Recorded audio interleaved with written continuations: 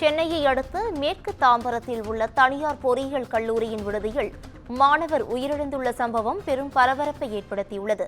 இதுகுறித்தான கூடுதல் விவரங்களை வழங்குவதற்காக எமது செய்தியாளர் பூபாலன் இணைப்பில் இணைகிறார். பூபாலன் வணக்கம். இது குறித்தான முழு விவரங்கள் என்ன? வணக்கம் பவித்ரா. சாய்ராம் பொறியியல் கல்லூரியில் மாணவர்கள் தங்கும் விடுதியில் 2ஆம் ஆண்டு பயிலக்கூடிய மாணவன் விடுதியில் இருந்து தவறி வீழ்ந்ததாக தகவலை வெளியிட்டிருக்கிறது. ஒரு அதிர்ச்சியான தகவலாக உறவினருக்கும் இருந்த வகையில் மரணத்தில் சந்தேகம் இருப்பதாக முக்கிய குற்றத்தை முன்வைத்திருக்கின்றனர்.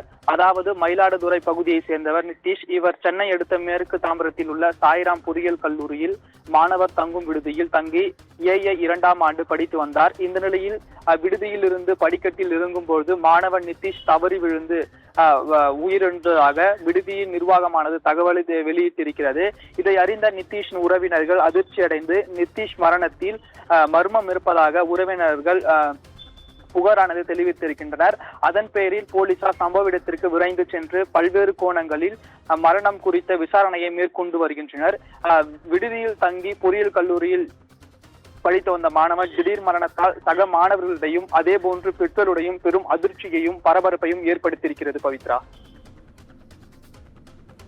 கூடுதல் விவரங்களுக்கு நன்றி பூபாலன்.